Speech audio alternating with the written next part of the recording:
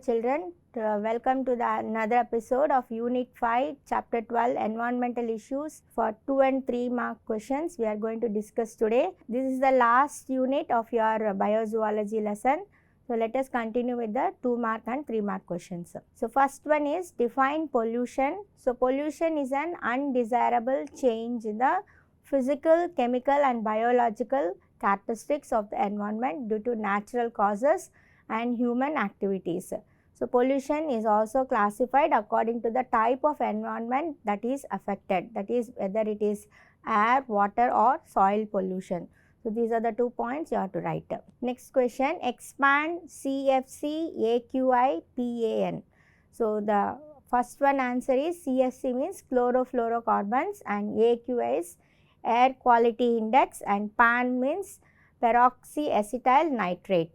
Third question, define air pollution. So, the alterations or changes in the composition of the Earth's atmosphere by natural or human activities, that is called as anthropogenic factors or referred to as air pollution, and gases such as carbon dioxide, sulfur dioxide, nitrous oxide, carbon monoxide etc. causes the air pollution. Then fourth question, what are the adverse effects of air pollution? So, the adverse effects of air pollution include depletion of ozone by chlorofluorocarbons or CFCs and used as refrigerants, and global warming by elevated carbon dioxide from the industries, deforestation and partial combustion. Partial combustion means the wood or whatever they are burning, it is not completely burnt. So, that is called as partial combustion. Question number 5, what is Samir app or what is Samir they can ask. So, the answer is Samir is an app that provides hourly updates on the National Air Quality Index, that is AQI, which is published by the CPCB, that is Pollution Control Board. Then sixth question, why does hemoglobin have a higher affinity for carbon monoxide in comparison to oxygen? So, carbon monoxide CO in the atmosphere interferes with the oxygen transport. Since hemoglobin has greater affinity for carbon monoxide, at lower concentration it causes headache and blurred vision. So, in higher concentration it can lead to coma and death. So, when there is lot of carbon monoxide in the atmosphere, it can lead to the death and coma also. Next question, what is PAN? So, peroxyacetyl nitrate is called as PAN and it is a secondary pollutant present in photochemical smog. It is thermally unstable and decomposes into peroxyethanol radicals and nitrogen dioxide gas, causing eye irritation. So, smog means it is smoke plus fog is called as smog. Then 8th question, the Taj Mahal in Agra, a UNESCO World Heritage Site, is facing deterioration and damage.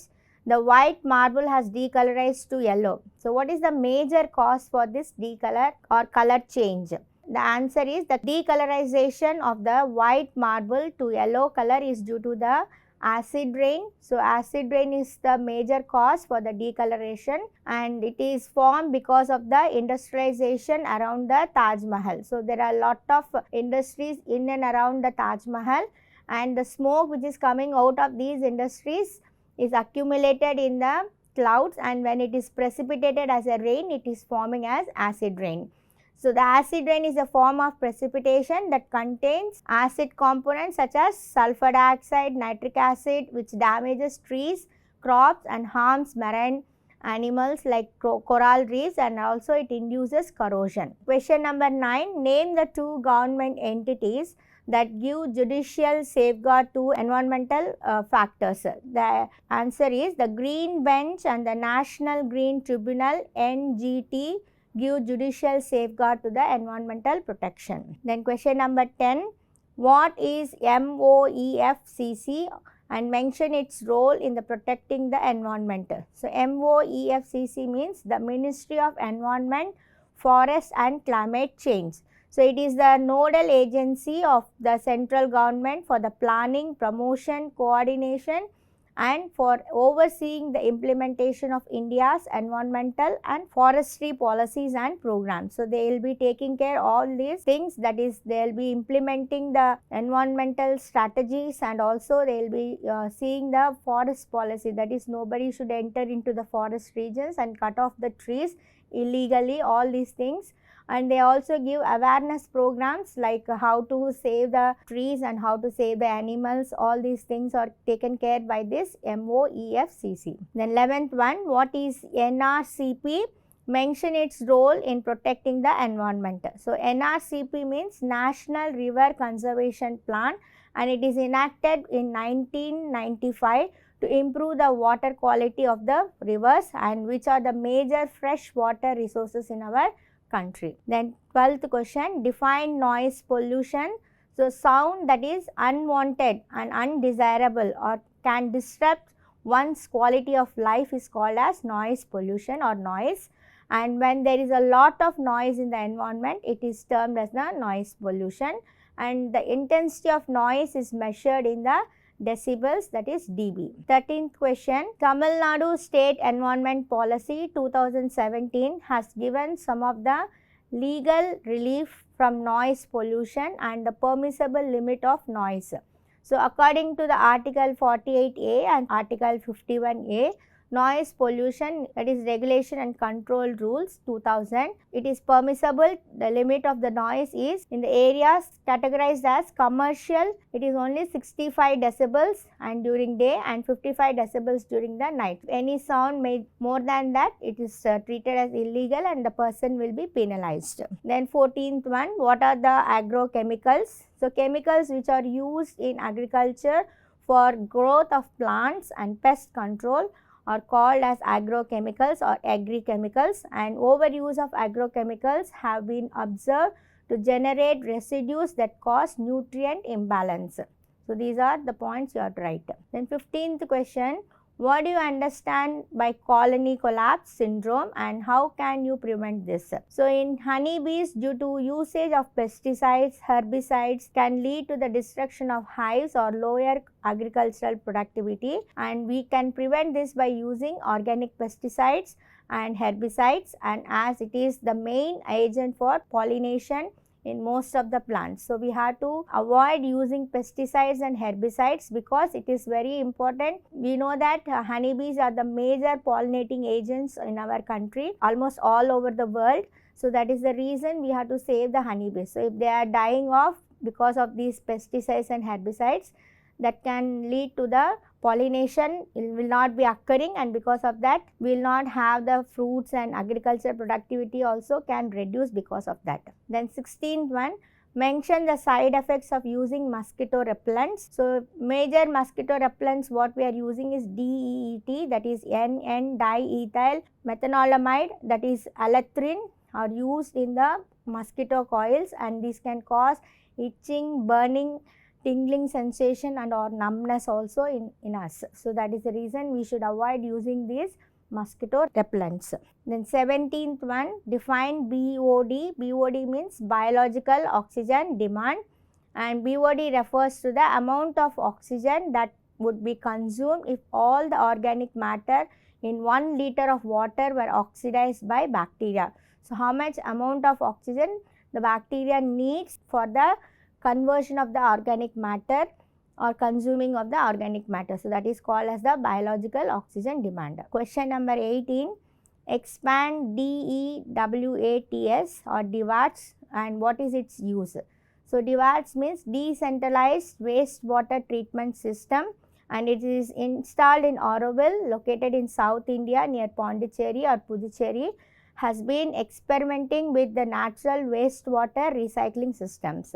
Then expand RZWT, though it is root zone wastewater treatment, and such treatment plants have now also been implemented in Arvind Eye Hospital, Puducherry, and Chennai Mathematical Institute, Sirseri IT Park in Chennai. Diagrams are given in your textbook. You can see those diagrams and you can know what these actually means. So these root zone wastewater treatment is nothing but it will allow the wastewater, we can use this wastewater after treating to plant or to the toilets, we can use these things, root zone wastewater treatment process. Then question number 20, what is the main objective of a wastewater treatment? So the main objective of wastewater treatment is the process is to reduce organic and inorganic compounds in wastewater to a level that it is no longer supports the microbial growth and to eliminate other potentially toxic materials. So like cadmium, arsenic, and lead, all these are toxic materials. So these can be removed before we are discharging the water into the nearby water bodies like lakes, ponds, rivers or seas, whatever it is. So that is the main aim of the wastewater treatment. So we can reduce this one because any organism which is consuming these toxic chemicals, in turn it comes into body also when we consume those organisms like fishes and all. So it can harm us also. So that is the reason we have to treat the wastewater before we leave it into the nearby water bodies. Then question number 21, why UV is an ideal disinfectant for wastewater? So it does not alter the water quality, that is the first thing, and except for inactivating the microorganisms. So it will stop the growth of the microorganisms. So that is the reason it is used as an ideal disinfectant. And next one, it is a chemical free process and that can completely replace the existing chlorination system, and also it inactivates the chlorine resistant microorganisms like Cryptosporidium and Gyardia. So these are the two microorganisms which does not been killed by the UV light chlorination. So that is the reason when UV light is passed, these microorganisms can also be killed. Then question number 22, how does recycling help reduce pollution? So recycling prevents the emission of many greenhouse gases and pollutants and saves energy, and using recovered materials generates less solid waste, and recycling helps to reduce the pollution caused by the extraction and processing of virgin materials. So that is the reason we have to recycle things. So whatever we can recycle, and which is not recycle, we can throw them out. But most of the things like water bottles or any items which we can recycle them or reuse them, we can use them. So this can reduce the pollution, and this can also reduce the manufacturing cost, and it also stops the production of such materials which causes the pollution. Then question number 23, what is organic farming? So it is a method of farming system which primarily aims at cultivating the land and raising the crops in such a way that is by using the organic waste like crop, animals or farm waste and aquatic waste. All these things are used as organic waste, and by use of the biofertilizers, that is sustainable production of crops in an eco-friendly, pollution-free environment. So that is why we don't use any harmful herbicides, chemicals in this process.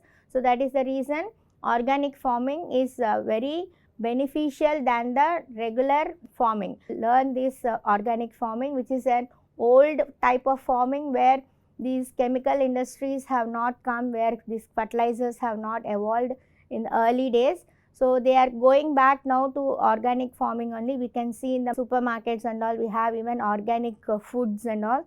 So these people are not at all using any chemicals in the organic farming. So that is the reason these are very harmless and they are very beneficial for our self. Then question number 24, what is radioactive waste? So the waste generated during various operations of the nuclear power plant.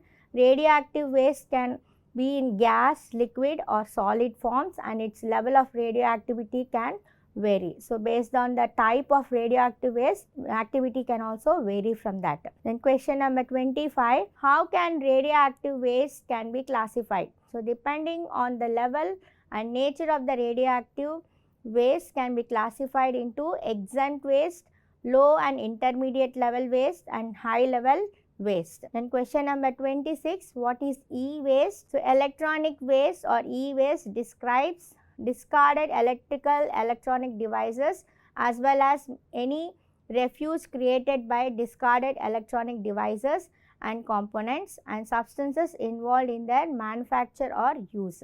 So e-waste are basically PCB, that is polychlorinated biphenyl based items, and they are non-degradable. So these are called as the e-waste. Then question number 27, what is medical waste? So any kind of waste that contains infectious materials generated by hospitals, laboratories, medical research centers, pharmaceutical companies and veterinary clinics are all called as the medical waste. And medical waste contain mostly body fluids like blood, urine, body parts and other contaminants, cultural dishes and glasswares, bandages, gloves and discarded needles, scalpels, swabs and tissues. So these are all called as the medical waste. Then question number 28, what is mantra and is the best available remedy for plastic waste pollution? So the best mantra is the 4R, refuse, reduce, reuse and recycle mantra is the best available remedy for the plastic waste pollution. Then question number 29, what are point sources? So discharge of pollutants at a specific locations through pipelines or sewers into the water body, and factory effluents, sewage, underground mines, oil wells, oil tankers and agriculture are common point sources. Question number 30, what are the two dimensions of water? So water has two dimensions and they are closely linked as quantity and quality, and water quality is commonly defined by its physical, chemical, biological and aesthetic appearance and smell characteristics. And a healthy environment is one in which the water quality supports a rich and varied community of organisms and protects public health. So these are the two dimensions of the water. Let us go to the 3 marks question. The first one is, here are some of the examples of air pollutants given below. Classify them accordingly. So we have power plants, wildfires, cars, incinerators, buses, stubble burning, and fireplaces and volcanoes. So you have been given some of the materials here. So you have to classify them according to the air pollutants what you have. So in that, first if you know these items come under what things, you have a tabular column in your textbook, you have twice so that you can remember those things. So the main sources of air pollution are transport sources, stationary sources, area sources and natural sources. So based on that types, we are classifying the above given examples and we are telling in which category these things will be placed. So for transport sources, we can know it is cars and the buses, and stationary sources it is power plants and incinerators, and area resources like stubble burning and fireplaces, and natural sources are wildfires and volcanoes. So these are the way how you have to classify the air pollution sources. Question number 2. So what are the legal protection against air pollution? So the Air Prevention and Control of Pollution Act was enacted in 1981 and amended in 1987 for the prevention and control and abatement of air pollution in India, and traffic emission standards, and the government has decided to enforce Bharat Stage 6 norms from 2020, and the Green Bench and the National Green Tribunal, that is NGT, give judicial safeguard to environmental protection. So these are some of the legal protection against the air pollution. Then what is biomagnification? So when non-degradable substances enter the food chain, they do not get metabolized or broken down or expelled, and instead get transferred up to the trophic levels of the food chain. So that means some non-degradable items, when they are entering the food chain, so they will be moving up and up to the other trophic levels, that is from primary consumers, herbivores, primary carnivores, to then secondary carnivores, then tertiary carnivores, like that. So they will be extending and they will be moving above the food chain. So that is called as the biomagnification, and during this process they show an increase in concentration, which is referred to as biomagnification. So the topmost consumer will be the sufferer of these non-degradable substances, and they will be having lot of non-degradable substance in their body, and that is called as the biomagnification, and this results in the increased toxicity and may even be lethal for those organisms. And question number 4, classify radioactive waste. So depending on the level of nature radioactivity, radioactive waste can be classified as exempt waste, low level waste, integrated level waste and high level waste. And fifth one, what are medical waste? Give example. So waste materials which are obtained from medical fields such as hospitals and laboratories are termed as medical waste. So medical waste contains body fluids like blood, urine, body parts and other contaminant, culture dishes, glasswares, bandages, gloves, discarded needles, scalpels, swabs and tissues. So any 2 or 3 examples if you write, that's enough, not to write all the things what I have told. Just for your knowledge I have given everything. So at least 2 points you have to write in this for the example. Then sixth one, list out the waste disposable methods of medical waste, that is incineration, chemical disinfection, autoclaving, encapsulation, microwave irradiation, landfill and burying. These are the different types of waste disposable methods. Then seventh one, list out the ways of management of nuclear waste. So 3 ways are employed to manage nuclear waste, that is spent fuel pools. Those spent fuel discharged from the reactor is temporarily stored in the reactor pool, and the spent fuel rods are used in stored cooling ponds, and they protect the surroundings from radiation and absorb the heat generated during the radioactive decay. Then vitrification method. So this prevents reaction or degradation of nuclear waste for extended periods of time and encased in dry cement caskets. And geological repositories, that is a deep geological repository is a nuclear waste repository excavated deep within a stable geological environment. Under the ground very deeply it will be dug and the radioactive waste will be dumped into that place. Then eighth one, define air quality index and add different air pollution levels. So air quality index is the number used by government agencies to communicate to the public how polluted the air is at the given time. So this is the tabular column in your textbook. So air quality, it is 0 to 50, it is considered as good air level pollution and the color is indicated green, and 51 to 100 it is moderate and the color is light green. 101 to 150 unhealthy for such sensitive groups, that is yellow in color, and 151 to 200 it is unhealthy and it is orange in color, and 201 to 300 is unhealthy, light red color, and 301 plus, that means more than 301, it is hazardous and it is indicated as dark red color. So you need not write the colors because our colors are not allowed in your examination. So you have to write the color name if they are asking for the 3 marks question. Then question number 9, what are the sources of water pollution?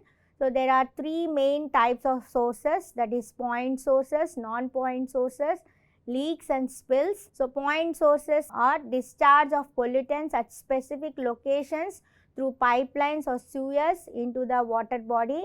Example is factory effluents, sewage, underground mines, oil wells, oil tankers and agriculture and common point sources. Then second one, non-point sources are sources that cannot be traced to a single site of discharge. Example like acid rain, dumping of plastics in water bodies, agriculture, chemical runoff, all these come under non-point sources. And leaks and spills, and this occurs mostly due to spill, ship collision, offshore or oil rigs and oil leaks and discharge of the into the sea. That is when all these effluents are discharged into seas, then we call it as leaks or spills. Then 10th question, what is ozone depletion? Thinning of the stratospheric ozone layer is known as ozone depletion. Such depletion causes the ozone hole, resulting in screening of the harmful UV rays and increase in incidences of skin cancer, and some of the common agents that deplete ozone are CFCs. Then 11th one, what is greenhouse effect or global warming and what are its consequences? So increase in concentration of greenhouse gases such as carbon dioxide, methane, nitrous oxide, CFCs and ozone causes greenhouse effect, and warming of the earth is called as the global warming, and because with these gases and effects are resulting in the sea level rise due to melting of ice in the polar regions and submerging of islands and seashores of various parts of the world. Then 12th question, enumerate the effect of water pollution on ecosystems. Destruction of ecosystems, that is like aquatic systems, can be severely affected or destroyed by water pollution, and water pollutants affect existing niches and habitats and the survival of the organisms, and soil fertility is also affected and the system becomes uninhabitable. That means no more animals can live in that place. So that is called as the destruction of ecosystems. The second one is disruption of food chains. Water pollution disrupts the natural food chains as well as the food web, and pollutants such as lead and cadmium are taken up by the primary consumers, and where they can be lethal or get stored in them, and late when the animals are consuming these things, the secondary consumers will be getting into their body, and the food chain can get disrupted at any of the trophic levels. And hot water from industries when released into the water bodies affects the aquatic density and diversity. Question number 13, describe the following: catalytic converter, greenhouse gases and eco-sands. So catalytic converter is it converts the vehicles, helps to reduce the polluting gases drastically, and greenhouse gases which are responsible for greenhouse effect is known as greenhouse gases. Example, water vapor, carbon dioxide, methane, nitrous oxide, ozone and chlorofluorocarbons are the greenhouse gases. And third one is eco-san. So ecological sanitation or eco-san is a sustainable system for handling human excreta by using dry composting toilets. Eco-san toilets not only reduce wastewater generation but also generates the natural fertilizer from recycled human excreta, which forms an excellent substitute for chemical fertilizers. So instead of using chemical fertilizers, we can use these human excreta or animal excreta for the fertilizer purposes. In question number 14, mention the waste management practices to reduce the waste in the surroundings. So source generation, composting like aerobic and anaerobic, and vermicomposting, biogas generation and incineration. So these are some of the waste management practices. In question number 15, name some of the nuclear disasters of the world and has seen in the recent periods. So you have in box type in your textbook, that is nuclear disasters, or you have to, I have given it in the tabular column, that is place, state and country. So the 3 Mile Island in Pennsylvania, it is in United States, and Chernobyl in Pripyat, it is in Ukraine, and Fukushima Daiichi, it is in Okayama, Japan. So these are the 3 nuclear disasters recently happened. 3 marks and 5 marks questions. I hope you have understood till now what you have.